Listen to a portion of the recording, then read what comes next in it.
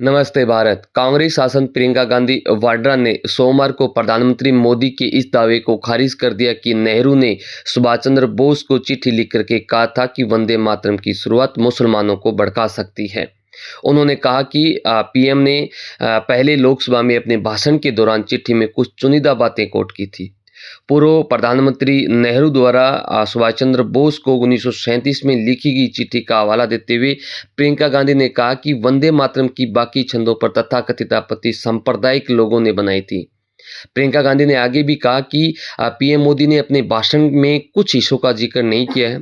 प्रियंका गांधी ने सवाल किया कि पीएम मोदी ने यह क्यों नहीं बताया कि 1896 में रविंद्रनाथ टैगोर ने पहली बार कांग्रेस कन्वेंशन में वंदे मातरम गाया था।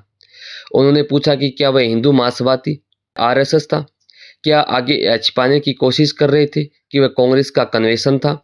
गाने की शुरुआत के बारे में बताते हुए उन्होंने कहा कि बंकिम चंद्र चट्टोपाध्याय ने 1875 में इसके पहले 2 छंद लिखे थे और इसके बाद में 1882 में आनंदमठ पब्लिश हुआ था, जिसमें और छंद शामिल थे। उन्होंने बताया कि वंदे मातरम 1905 में बंगाल के बंटवारे के खिलाफ आंदोलन के दौरान एकता के प्रतीक के तौर पर उभरा था।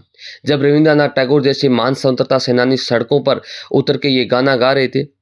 प्रियंका गांधी ने कहा कि 1930 के दशक में बढ़ते सांप्रदायिक बंटवारे के बीच में इस गाने का राजनीतिकरण हो गया था। बोस और नेहरू के बीच में हुई बातचीत को चुनकर के कोट करने के लिए पीएम की आलोचना की।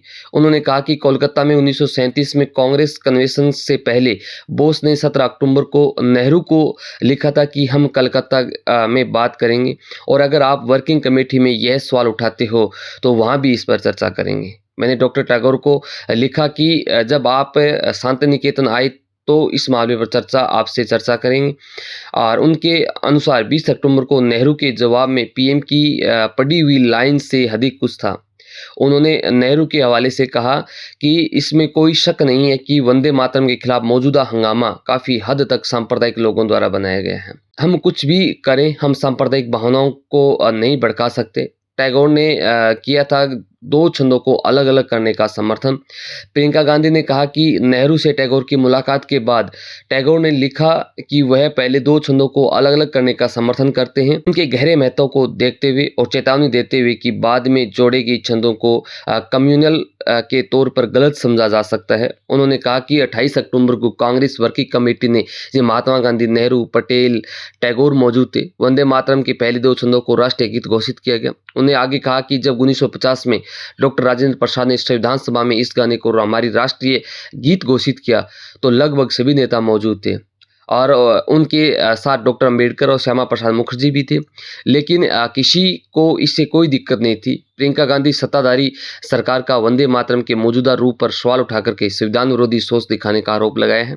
इससे पहले पीएम मोदी ने भी लोकसभा में संबोधन में कहा था कि 20 अक्टूबर को नेहरू ने नेताजी को लिखा कि वे वंदे मातरम के बारे में जिन्ना की भावनाओं को मानते हैं और उन्होंने कहा कि गाने का आनंद मठ से जुड़ाव मुसलमान को भड़का सकता है। नेहरू ने बोस को लिखा कि मैंने वंदे मातरम का बैकग्राउंड पढ़ा है और मुझे लगता है कि कॉन्टेक्स्ट सच में मुसलमानों को नाराज कर सकता है। आपकी क्या राय है? कमेंट करके हमें जरूर बताइएगा।